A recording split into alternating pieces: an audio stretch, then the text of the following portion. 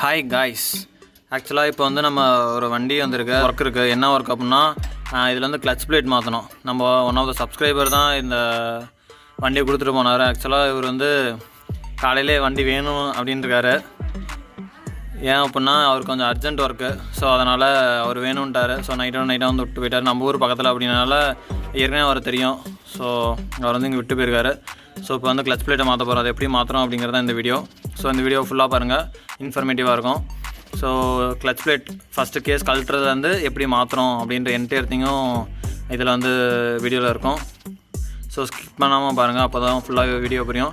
நம்ம வந்து ஸ்கிப் பண்ணி பார்த்தோம் அப்படின்னா ஹாஃப் நாலேஜ் வந்து எப்போயுமே ஆபத்தானது தான். நம்ம ஃபுல்லாக பார்த்துட்டோம் அப்படின்னா லேட்டராக நம்ம ஒர்க் பண்ணுறப்ப ஈஸியாக இருக்கும். நம்ம பாதி பார்த்துட்டு ஒர்க் பண்ணோம் அப்படின்னா அது வந்து கரெக்டான இதில் போய் முடியாது. ஸோ அதனால் வீடியோ ஸ்கிப் பண்ணாமல் பாருங்கள். இப்போ வந்து ஃபஸ்ட்டு நம்ம அந்த கேஸில் வந்து ஆயில் இருக்கும், அந்த ஆயில் வந்து எடுக்கணும். அந்த ஆயில் எடுத்துகிட்டு தான் நம்ம கேஸ் ஃபுல்லாக கழட்ட முடியும். நம்ம எடுத்தோன்னே கேஸ் கழட்டணும் அப்படின்னா அந்த ஆயிலை பிடிக்க முடியாது, ஆயில் வந்து வேஸ்ட் ஆகிடும். ஸோ ஃபஸ்ட்டு ஆயிலை பிடிச்சிடலாம்.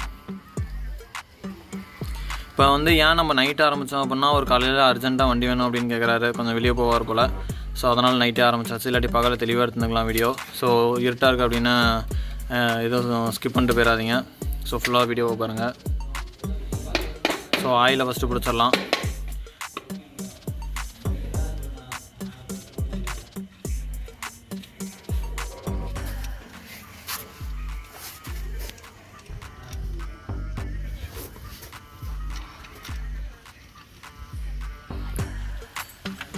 ஓகே கைஸ், நம்ம வந்து அந்த கீழே ஸ்க்ரூ வந்து கழட்டினோம். ஆயில் வந்து வரல. ஐ திங்க் அவர் வந்து ஆயில் கம்மியாக வச்சு ஓட்டியிருக்காருன்னு நினைக்கிறேன். ஸோ இப்போ வந்து மேலே ஸ்க்ரூவை கழட்டி பார்த்தோம். ஸோ ஆயில் வந்து ரொம்ப கம்மியான லெவலில் தான் இருக்குது. ஸோ இப்போ வந்து கேசிங் கழட்டிடலாம். கேசிங் கழட்டிட்டு அடியில் தான் நம்ம ஆயில் பிடிச்சாகணும், வேறு வழி இல்லை. ஸோ கீழே வந்து ஒரு வெசில் வச்சுக்கிட்டோம் ஆயில் பிடிக்கிறதுக்கு. ஸோ இப்போ வந்து கழட்டி வைக்கலாம். ஆக்சுவலாக இந்த கிளச்சு கேஸிங்கு இந்த ஒரே ஒரு நட்டு தான், சாரி போல்ட்டு தான். இந்த ஒரு போல்ட்டை கழட்டினோம் அப்படின்னா என்டையர் கிளச் கேஸிங்குமே வந்துடும்.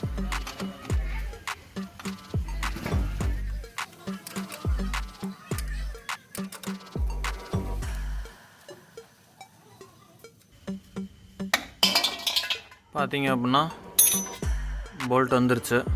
ஸோ இந்த அந்த போல்ட்டு ஓகே. இப்போ வந்து கேஸிங் வந்து எடுத்துக்கலாம். கேஸிங் வந்து கொஞ்சம் டைட்டாக தான் இருக்குது, ஏன்னா நம்ம சைடில் லெதர் வச்சு இது பண்ணியிருக்கோம். இப்போ வெசில் நல்லா கிட்ட வச்சுக்கலாம். கிட்ட வச்சுட்டு லைட்டாக ஸ்க்ரூ ட்ரைவர் வச்சு ஓப்பன் பண்ணலாம்.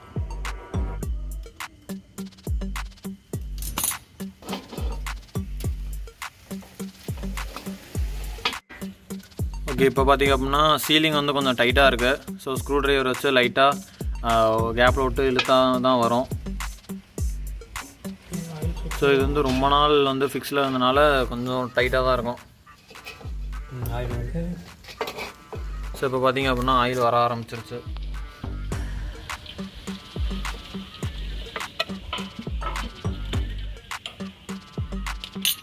அவ்வளோதான், ஒரு 200 ml 300 ml தான் இருக்கும் கிளச் கேசிங்கில், ரொம்பலாம் இருக்காது.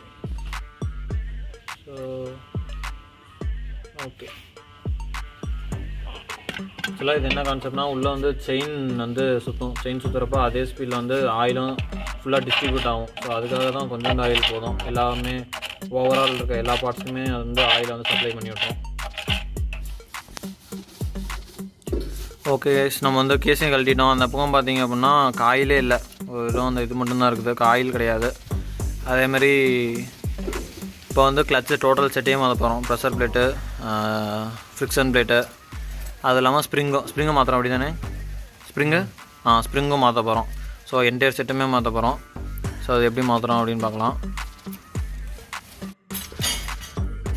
ஓகே கைஸ், இப்போ வந்து அந்த மேலே போல்ட்ஸ் எல்லாம் கழட்டிக்கலாம்.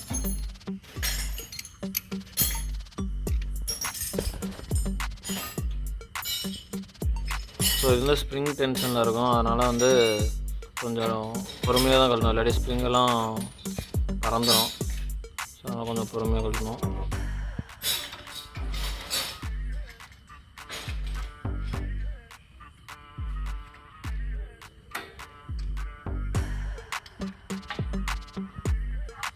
உங்களுக்கு கிளட்ச் எப்படி ஒர்க் ஆகுது, டீசல் புல்லட்லேயும் சரி மித்த வெஹிக்கிள்லேயும் சரி கிளட்ச் எப்படி ஒர்க் ஆகுது, என்ன கான்செப்ட் அப்படின்னு உங்களுக்கு தெரியல அப்படின்னா கமெண்டில் சொல்லுங்கள், அதுக்கு தனியாக ஒரு வீடியோ போட்டுடலாம்.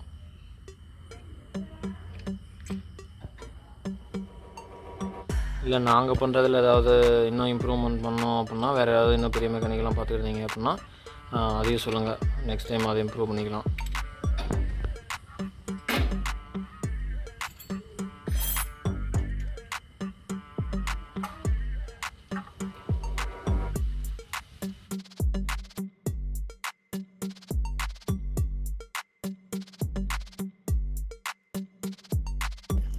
ஓகே கைஸ், இப்போ வந்து எடுத்தாச்சு. 3 ஸ்ப்ரிங் ஆக்சுவலாக அதில் ஃபிக்ஸ் ஆகிருக்கும், இன்னொரு 3 ஸ்ப்ரிங் வந்து இந்த இதில் ஃபிக்ஸ் ஆகிருக்கும். அதை பார்த்தீங்கன்னா தெரியும், அதை எடுத்து காட்டுறீங்களா? 3 இது வந்து இதில் ஃபிக்ஸ் ஆகிருக்கும். இப்போ பார்த்தீங்க அப்படின்னா 3 இதில் ஃபிக்ஸ் ஆகிருக்கு, அண்டு 3 இது வந்து இந்த பிளேட்லேயே ஃபிக்ஸ் ஆகிருக்கு. ஸோ இந்த ஸ்ப்ரிங்ஸையும் இப்போ மாற்ற போகிறோம். ஸோ ஓகே, ஸோ இப்போ வந்து உள்ளே இருக்க பிளேட்ஸ் எல்லாம் எடுத்துடலாம், ஒவ்வொன்றா எடுத்துடலாம்.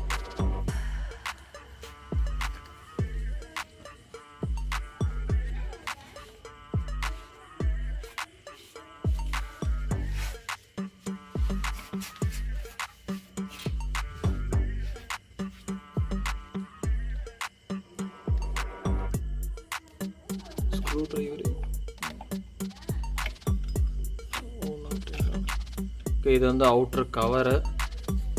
அதுக்கடுத்து இதில் ப்ரெஷர் பிளேட்டும் ஃப்ரிக்ஷன் பிளேட்டும் ஆல்டர்னேட்டிவாக இதாக இருக்கும். ஸோ இதில் ஒன்று ப்ரெஷரு, ஒன்று வந்து ஃப்ரிக்ஷன் பிளேட்டு.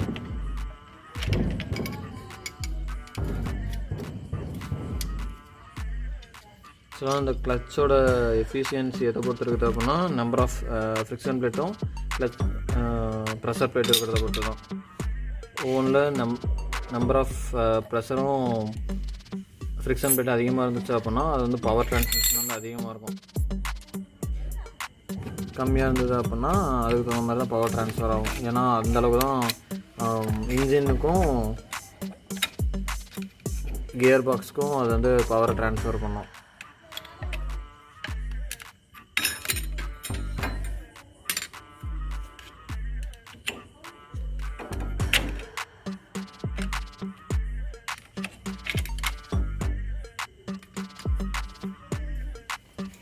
ஸோ அவ்வளோதான், ஐ திங்க் எல்லாமே கழட்டியாச்சு. ஸோ இப்போ வந்து புதுசு வந்து ரீப்ளேஸ் பண்ணலாம். இன்னொன்று இருக்க மாட்டிருக்கு, அதை எடுத்துக்கலாம்.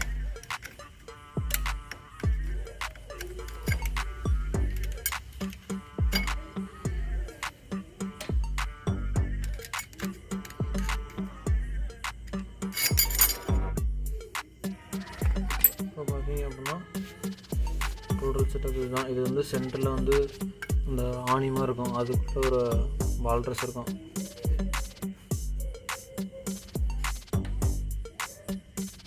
அதுக்குள்ளே ஒரு சின்ன பால் ட்ரெஸ் இருக்கும். இன்கேஸ் நீங்கள் கழட்டுறப்ப அது மிஸ் ஆகிடாமல் பார்த்துக்கோங்க. ஒரு பால் ட்ரெஸ் அதுக்குள்ளே இருக்கும்.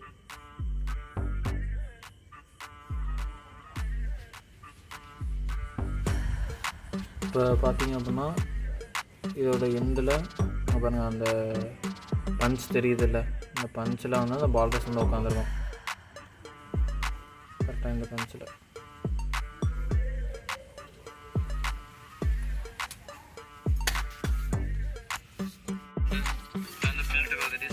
ரைஸ் பேரலாக நம்ம வந்து கேசிங்கை வந்து க்ளீன் பண்ணிடலாம். இதில் வந்து லைட்டாக டீசலை ஊற்றிட்டு அது ப்ரஷ் வச்சு தேய்ச்சா அப்படின்னா கேசிங் வந்து க்ளீன் ஆகிரும். ஸோ அந்த வேலையும் பேரலாக போய்கிட்டு இருக்குது. ஸோ அந்த சேம் டைம் டீசலும் பிடிச்சிக்கிட்டு இருக்கோம், தேவையான அளவுக்கு கழுவுறதுக்கு அதுக்கெல்லாம், கழுவுறதுக்கெல்லாம். ஸோ பேரலாக இந்த ஒர்க்கும் போயிட்டுருக்கு. அவ்வளோதான், நம்ம வந்து கிளச் பிளேட் வந்து கம்ப்ளீட்டாக எல்லாத்தையும் கழட்டியாச்சு, கிளச்சஸ் எல்லாம். ஸோ இனிமேல் வந்து ஜஸ்ட்டு கிளச்சஸ் ஃப்ரிக்ஷன் பிளேட்டும் ப்ரெஷர் பிளேட்டும் அசம்பிள் பண்ணால் ஒர்க் முடிஞ்சு போச்சு. ஓகே கைஸ், இப்போ வந்து நம்ம ஃபஸ்ட்டு ஸ்டீல் பிளேட்டு ப்ரெஷர் பிளேட்டை தான் மாற்றினோம். ஸோ இங்கே பார்த்திங்க அப்படின்னா ராயல் என்ஃபீல்டு பிராண்டடாகவே நம்ம வாங்கிட்டோம். ஸோ இது வந்து ஸ்டீல் பிளேட்ஸ் இருக்குது.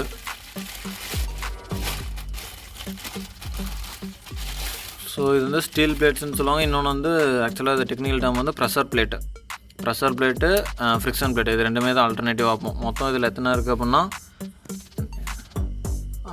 ஒரு 4 ப்ரெஷர் பிளேட்ஸ் இருக்குது. ஸோ 4 ப்ரெஷர் பிளேட்டு, அதுக்கு தகுந்த மாதிரி ஃப்ரிக்ஷன் பிளேட்டும் வரும். ஸோ ஃபஸ்ட்டு வந்து ப்ரெஷர் பிளேட் வந்து இன்ஸ்டால் பண்ணிடலாம். ஓகே கைஸ், இப்போ வந்து நம்ம எப்படி கிளச் பிளேட்ஸ் எல்லாம் அசம்பிள் பண்ணுறோம் அப்படின்னு பார்த்துடலாம்.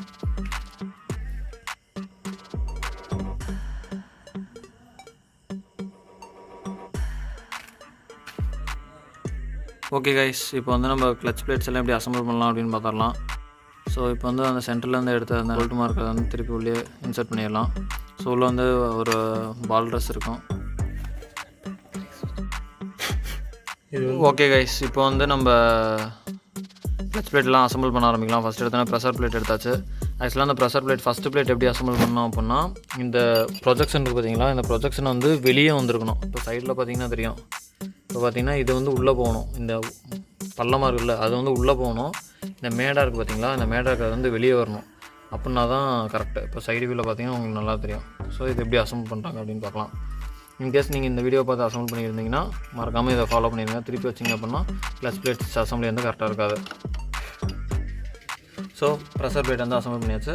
அதுக்கடுத்து அல்டர்னேட்டிவ் வந்து friction plate. So friction plate அப்படின்னா இது மாதிரி மரம் மாதிரி அந்த கலர் இருக்கும். ஸோ இது ஃப்ரிக்ஷன் பிளேட்டு. ஸோ இந்த ஃப்ரிக்ஷன் பிளேட் வந்து வச்சிடலாம்.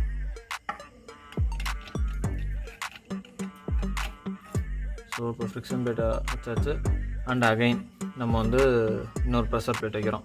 அதாவது தேர்டாக வைக்கிற ப்ரெஷர் பிளேட் வந்து மட்டமாக இருக்கும். இந்த இடத்துல ப்ரொஜெக்ஷன் எதுவுமே இருக்காது, ஜஸ்ட் ஸ்மூத்தாக இருக்கும். ஸோ தேர்டாக வைக்கிறது வந்து நம்ம அதை வச்சுக்கணும். ஸோ எந்த பக்கமே ப்ரொஜெக்ஷன் இருக்காது, ஜஸ்ட்டு ஸ்மூத்தாக இருக்கும். அதை வந்து ஃபிக்ஸ் பண்ணிக்கணும். ஃபிக்ஸ் பண்ணிவிட்டு அதுக்கு அடுத்து வந்து கொஞ்சம் டிஃப்ரெண்ட்டாக இருக்கும். இங்கே வந்து ரப்பர்ஸ் எல்லாம் இருக்க மாதிரி இருக்கும். இந்த சைடு பேக் சைடு சேம் அதேமாதிரி ரப்பர்ஸ் மாதிரி தான் இருக்கும். ஸோ இது வந்து நம்ம கணக்கு வைக்கணும்னு அவசியம் இல்லை. இது வந்து எப்படி வேணால் போடலாம். ஸோ அவுட்டில் தான் நமக்கு வந்து இதாகுது.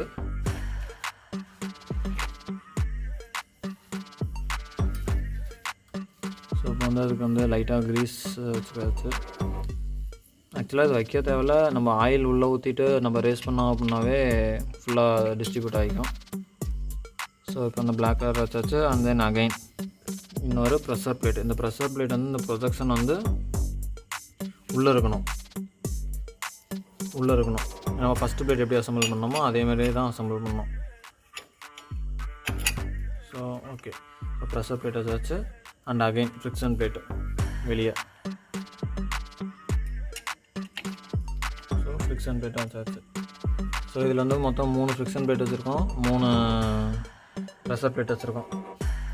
ஸோ இது எல்லாமே கம்பைன் ஆனது தான் இந்த கிளச் அசம்பிளி. ஓகே கைஸ், இப்போ வந்து இது ஃபுல்லாக முடிச்சாச்சு. இனிமேல் வெளியே கவர் போட்டால் முடிஞ்சிருச்சு. ஸோ கவர் போட்டால் நமக்கு ஸ்ப்ரிங் வைக்கணும். ஸோ இது வந்து நம்ம செட்டை வாங்குறப்ப ஸ்ப்ரிங்கும் வாங்கியாச்சு. ஸோ அதே சேம் ஆரி ராயல் என்ஃபீல்டு பிராண்ட்லேருந்து தான் வாங்கியிருக்கோம்.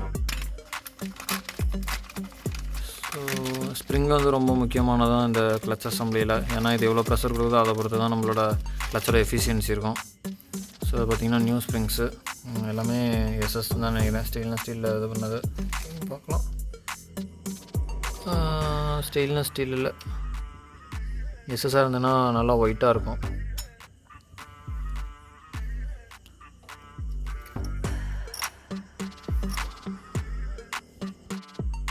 இப்போ அந்த கவர் போட்டுக்கலாம். ஸோ அந்த கவர் வந்து கரெக்டாக அசம்பிள் பண்ணியாச்சு. ஸோ கிளச்சு செட்டு ஃபுல்லாக கம்ப்ளீட் ஆகிடுச்சு. இப்போ வந்து அதுக்கு தேவையான ஸ்ப்ரிங்ஸ் போட்டோம் அப்படின்னா நம்மளோட அசம்பிளி வந்து கம்ப்ளீட்டட். ஸோ இதில் வந்து 3 ஸ்ப்ரிங் வந்து நம்ம அந்த மவுண்ட்லேயே உட்கார வச்சுருக்கணும். அந்த மவுண்டில் உட்கார வச்சுக்கணும். நம்மக்கிட்ட இன்னொரு மவுண்ட் இருக்கும். அந்த மவுண்ட் வந்து தனியாக கழட்டி எடுக்கிற மாதிரி இருக்கும். ஸோ இந்த மவுண்ட்டில் வந்து க்ளீன் பண்ணிக்கணும். அந்த மவுண்ட்டை க்ளீன் பண்ணிட்டு இதில் ஒரு 3 ஸ்ப்ரிங்கு.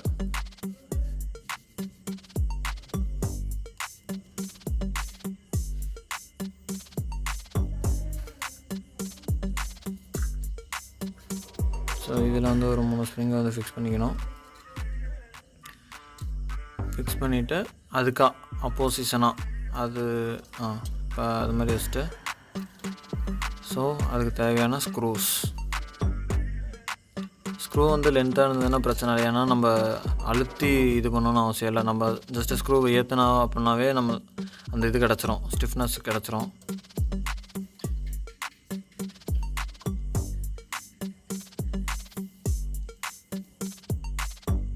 ஸோ இதில் வந்து 3 ஸ்க்ரூஸ் வரும்.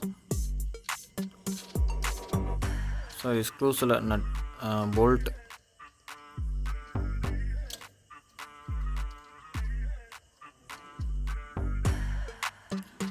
ஸோ 3 போல்ட்டு போட்டுறோம். 3 போல்ட்டை போட்டுட்டு அதுக்கு வந்து டைட் வச்சுக்கலாம். டைட் வச்சோம் அப்படின்னா ஆட்டோமேட்டிக்காக ஸ்ப்ரிங் வந்து கிளச்சு அசம்பிளிக்கு ஆப்போசிட்டாக போகும்.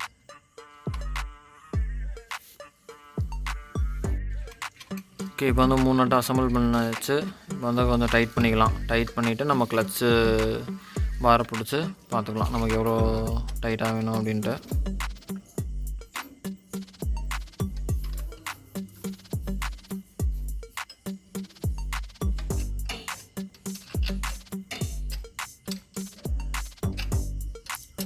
ஆக்சுவலாக கிளச் அசம்பிளி மாற்றுறது வந்து ரொம்ப ஈஸியான ஒர்க்கு தான். பட் அந்த பிளேட்ஸ் வந்து நம்ம மாற்றி வச்சிட்டோம் அப்படின்னா ரொம்ப பெரிய ப்ராப்ளம் வர வாய்ப்பு இருக்குது. ஏன்னா அதெல்லாம் கரெக்டாக அசம்பிள் ஆகலை அப்படின்னா இன்ஜின் பவர் வந்து கரெக்டாக ட்ரான்ஸ்ஃபர் ஆகாது கியர் பாக்ஸுக்கு. ஸோ ப்ராப்ளம் வரும். ஸோ அதனால் இந்த வீடியோ நல்லா தெளிவாக பார்த்துட்டு புதுசாக பண்ணுறவங்க வந்து பண்ணுங்கள்.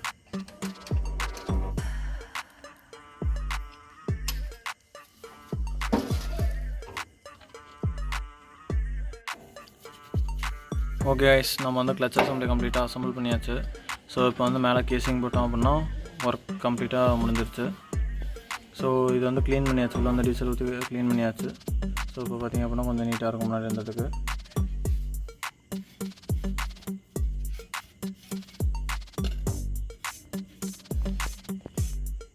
ஓகே, இப்போ நம்ம வந்து கேசிங்கை வந்து அசம்பிள் பண்ணிக்கலாம்.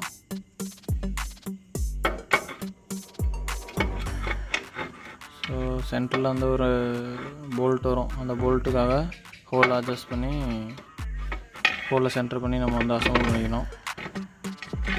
ஸோ அசம்பிள் பண்ணிட்டு கரெக்டாக சைடில் வந்து எட்ஜஸ் எல்லாம் பார்த்துக்கணும். இந்த எட்ஜஸ் எல்லாம் ஆயில் கசி வாய்ப்பு இருக்குது. ஸோ அந்த எட்ஜஸ் எல்லாம் கரெக்டாக இருக்கா அப்படின்னு பார்த்துட்டு அப்புறமே சென்டரில் வந்து ஒரு நட்டு போட்டால் ஒர்க் முடிஞ்சது.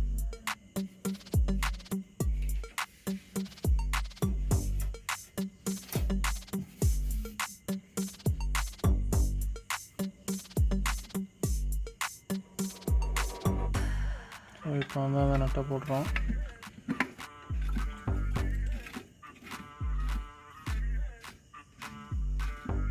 ஸோ அந்த நட்டு டைட் வச்சுக்கிட்டு சைடில் எல்லாம் மட்டமாக உட்காந்துருக்குதா அப்படின்னு நம்மளே செக் பண்ணிக்கணும்.